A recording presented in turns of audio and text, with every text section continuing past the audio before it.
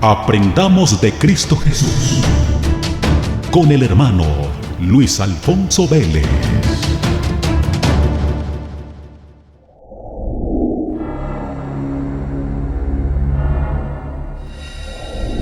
Paz de Cristo, amigos y hermanos.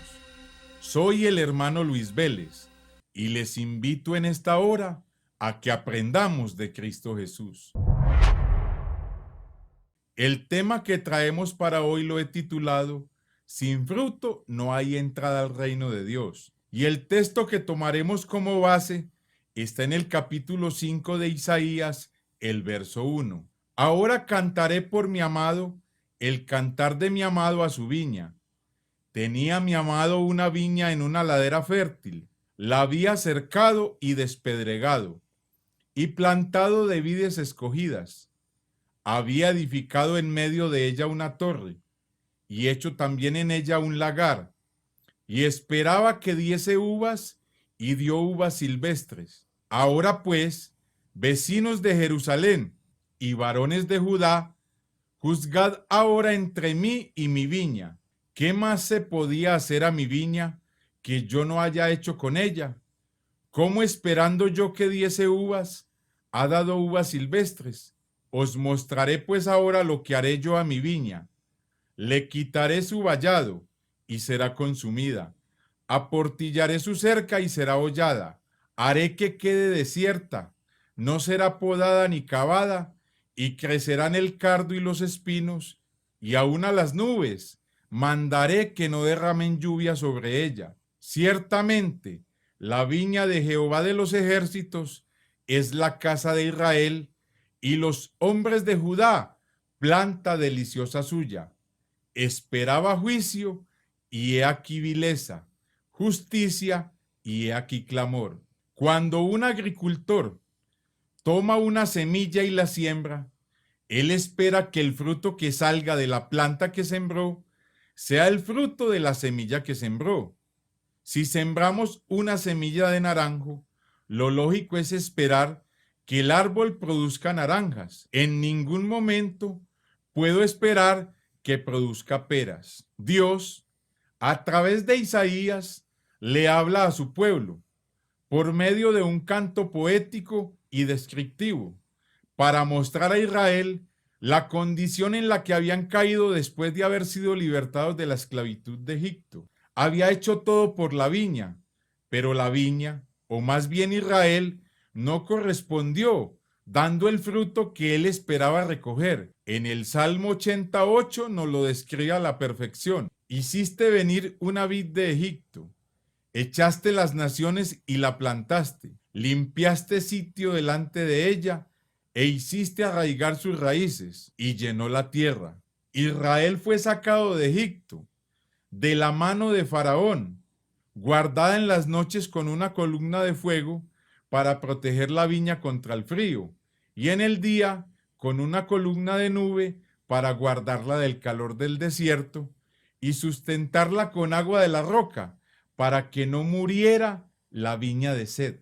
Peleó por la viña contra todos los enemigos de esta hermosa planta, y la llevó a tierra fértil y la plantó en un monte alto llamado Jerusalén. Él lo dio todo por la viña, la cercó, o sea que le puso protección a ella, la despedregó, la limpió de todos sus ídolos y puso una torre, o sea un templo, y envió la lluvia de su palabra. Pero cuán sorpresa había en la viña.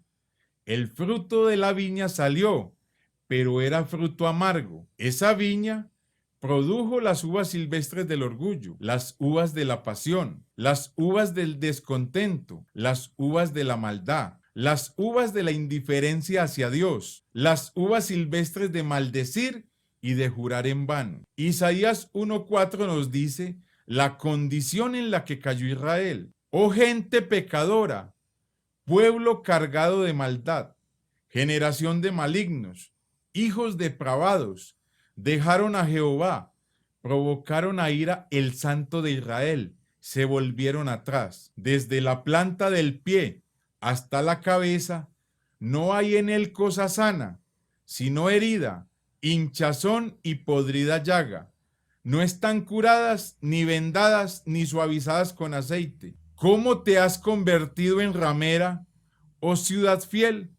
Llena estuvo de justicia, en ella habitó la equidad, pero ahora, dice Dios, los homicidas. Ciertamente tú has dejado tu pueblo, la casa de Jacob, porque están llenos de costumbres traídas del oriente y de agoreros, como los filisteos, y pactan con los hijos de extranjeros. Además, su tierra está llena de ídolos, y se han arrodillado ante las obras de sus manos y ante lo que fabricaron sus dedos.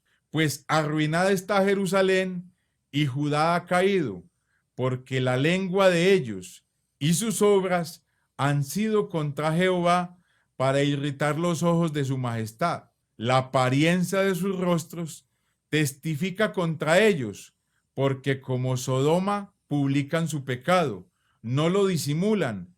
Ay del alma de ellos, porque amontonaron mal para sí. Ellos explotaban a sus hermanos, cayeron en la embriaguez y en la parranda, se volvieron orgullosos y sarcásticos, pasaron por alto las normas morales de Dios, se volvieron presumidos, pervirtieron la justicia de Dios. Cuando la gente no observa con cuidado la distinción entre el bien y el mal, pues diríamos que pronto sobreviene la destrucción sobre ellos. Nadie puede decidir por otro lo que es bueno o es malo. Eso dice la gente. Pueden pensar que emborracharse no es dañino, que las relaciones extramaritales no son malas, o que la codicia por el dinero, pues es que a ellos no los controla. Pero cuando damos excusas por nuestras acciones, quebrantamos la diferencia entre el bien y el mal. Si no tomamos la palabra de Dios como regla general de nuestra vida, sin Dios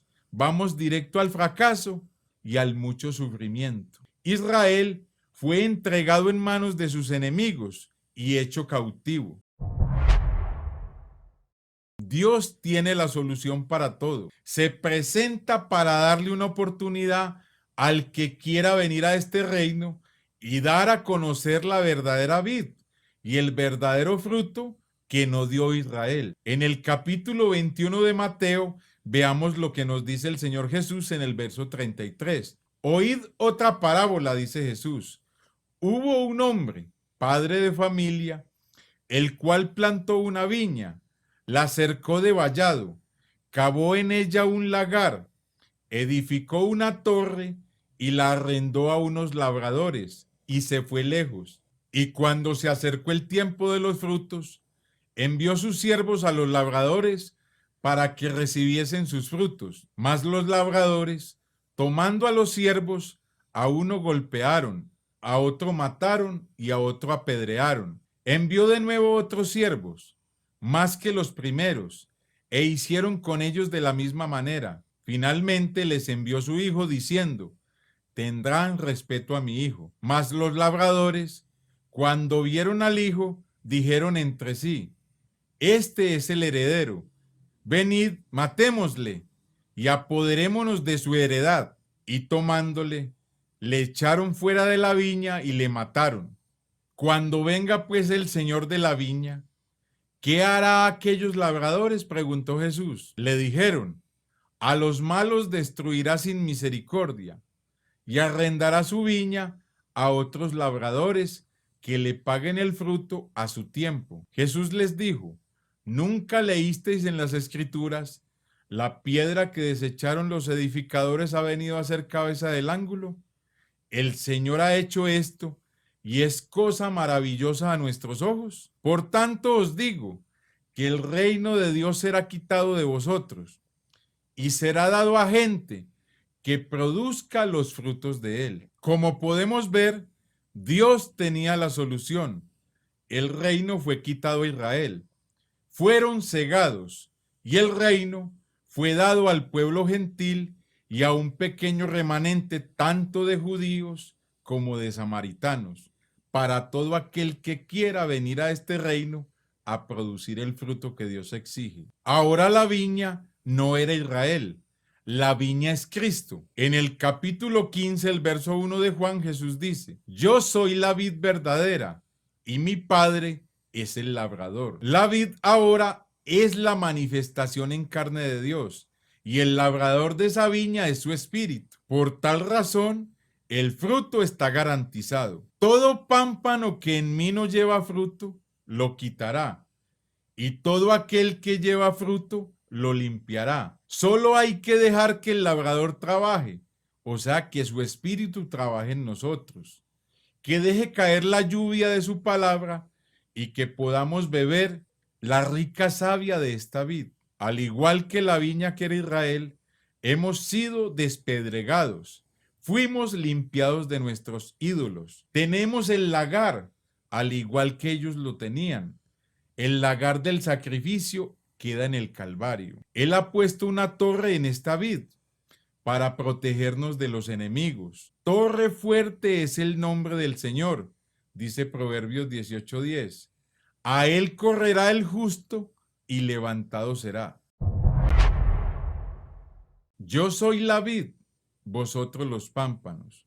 El que permanece en mí y yo en él, éste lleva mucho fruto, porque separados de mí, nada podéis hacer. O sea, que solo hay que permanecer en él para dar el fruto que el reino exige, porque él es el árbol bueno, que no fue Israel, porque en él no hay iniquidad. El que en mí no permanece será echado fuera como pámpano, y se secará, y lo recogen, y los echan en el fuego y arden. Si hay fruto amargo, es culpa del pámpano, no de la vid.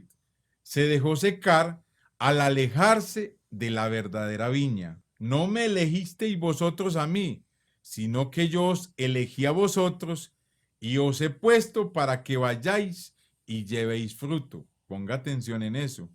Y vuestro fruto permanezca, para que todo lo que pidiereis al Padre en mi nombre, Él os lo dé. Estamos en la vid para llevar fruto, pero fruto que permanezca para vida eterna.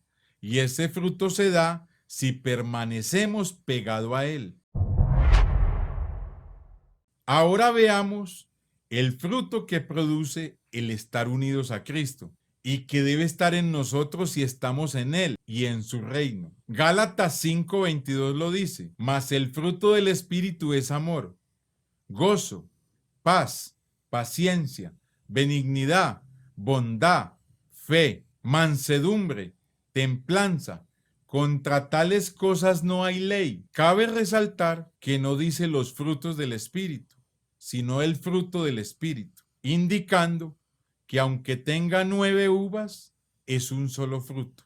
Este fruto es todo lo contrario al fruto del árbol malo, las uvas silvestres. Veamos cuáles son las uvas silvestres que produce el árbol malo. Y manifiestas son las obras de la carne, que son adulterio, fornicación, inmundicia, laxivia, idolatrías, hechicerías, enemistades, pleitos, celos, iras, contiendas, disensiones, herejías, envidias, homicidios, borracheras, orgías y cosas semejantes a estas, acerca de las cuales os amonesto, como ya os lo he dicho antes, que los que practican tales cosas o los que tienen tal fruto no heredarán el reino de Dios, sabiendo que tenemos el mismo Dios que ejecutó sus juicios sobre la viña, que no dio el fruto que él esperaba, o sea, Israel. Temamos pues, porque ese Dios es el mismo Dios que juzgó a Israel. Y la primera uva es el amor. Primera de Corintios 13:4 dice, el amor es sufrido, es benigno, el amor no tiene envidia, el amor no es jactancioso, no se envanece, no hace nada indebido, no busca lo suyo, no se irrita, no guarda rencor, no se goza de la injusticia, mas se goza de la verdad. Todo lo sufre, todo lo cree, todo lo espera, todo lo soporta. Esta uva del fruto quiere decir que no importa lo que una persona nos pueda hacer por medio de los insultos, ofensas o humillaciones, nosotros nunca procuraremos sino lo mejor para ella, porque el amor no busca venganza. La siguiente uva es el gozo. Es la alegría que nos producen las cosas espirituales del Señor Jesucristo. Ese gozo nos lleva a buscar más y más de Él. Isaías 12:3 dice, sacaréis con gozo aguas de las fuentes de la salvación, y diréis en aquel día, cantad a Jehová, aclamad su nombre, haced célebres en los pueblos sus obras, recordad que su nombre es engrandecido. El que tiene gozo, saca aguas de las fuentes de salvación, busca que enseñar, busca que predicar, busca alabar a Dios en todo lo que Dios hace por nosotros. Cuando se pierde el gozo, se entra en desánimo. No hay alegría en el corazón por las cosas del Señor. Otra uva de este fruto es la paz. Aquí el término paz quiere decir tranquilidad de un corazón que tiene fe y que cree y confía de que está en las manos del Señor. El profeta Isaías, en el capítulo 26, el verso 3, dice lo siguiente: tú guardarás en completa paz a aquel cuyo pensamiento en ti persevera, porque en ti ha confiado. Porque tener paz es tener confianza en Dios, en medio de cualquier situación. Otra uva de este fruto es la paciencia. La paciencia es el arte de saber esperar sin variar. Es el arte de soportar. El Salmo 41 dice, pacientemente esperé a Jehová y se inclinó a mí y oyó mi clamor. Pero es pacientemente. Otra uva de este fruto es la benignidad. Benignidad es una palabra que significa benevolencia en lo que hacemos, dulzura de disposición, gentileza en el trato con otros, afabilidad. Tener benignidad es tener la habilidad de actuar para el bienestar de quienes abusan de nuestra paciencia. El Espíritu Santo borra toda agresividad del carácter de quien está bajo su control. No hay nadie más paciente que nuestro Señor. Pablo nos lo dice en Romanos 2:4, o menospreciáis las riquezas de su benignidad, paciencia y longanimidad, ignorando que su benignidad, o sea, su buen actuar, te guía al arrepentimiento. Todos llegamos al arrepentimiento solo por la benignidad que Dios nos ofrece, por su buen actuar para con nosotros, porque Dios es quien produce el arrepentimiento en nosotros a través de su palabra y de su espíritu. Otra uva del fruto del espíritu es la bondad. La bondad es el deseo constante en todo momento de hacer lo bueno. Es el deseo constante de tener misericordia o favor hacia los demás o al que está en necesidad. Y Jesucristo es el ejemplo de esa bondad. Pablo nos dice en el capítulo 3 de la carta a Tito, en el verso 4, pero cuando se manifestó la bondad de Dios nuestro Salvador, fíjese bien, y su amor para con los hombres, nos salvó por esa bondad, no por obras de justicia que nosotros hubiéramos hecho, sino por su misericordia, por el lavamiento de la regeneración y por la renovación en el Espíritu Santo. Y todo esto se dio por su bondad. Otra uva del fruto del Espíritu es la fe.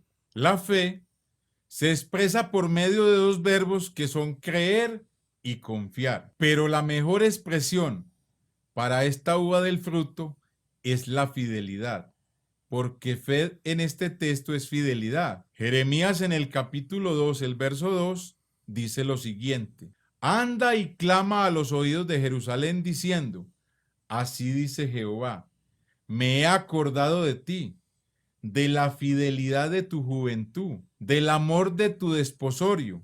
O sea, cuando empezamos en este camino, cuando andabas en pos de mí en el desierto, en tierra no sembrada. Dios exige este fruto de fidelidad en toda nuestra vida. Otra uva del fruto del Espíritu es la mansedumbre. La mansedumbre significa docilidad en humildad, que se deja llevar o manejar por Dios a través de su palabra y de su espíritu. Por lo cual Santiago dice en el capítulo 1, el verso 21, desechando toda inmundicia y abundancia de malicia, recibid con mansedumbre la palabra implantada, la cual puede salvar vuestras almas. Hoy muchos que dejaron de ser mansos están por fuera de la iglesia porque no soportaron la palabra que los amonestaba y se perdió la uva de la mansedumbre.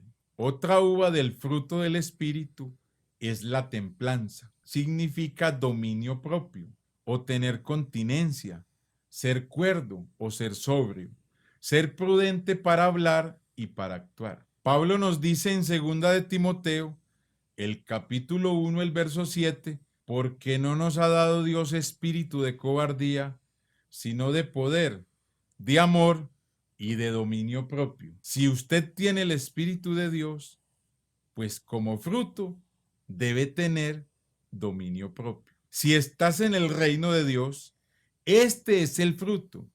Es un solo fruto con 9 uvas. Recuerde que no basta ser lleno del Espíritu. Hay que dar los frutos del Espíritu que está dentro de nosotros, porque sin el fruto no entraremos al reino de los cielos. Procuremos por alcanzar el fruto del Espíritu. Amigo y hermano, nadie nos ama más que Jesucristo, y quien lo ama a uno, le dice la verdad.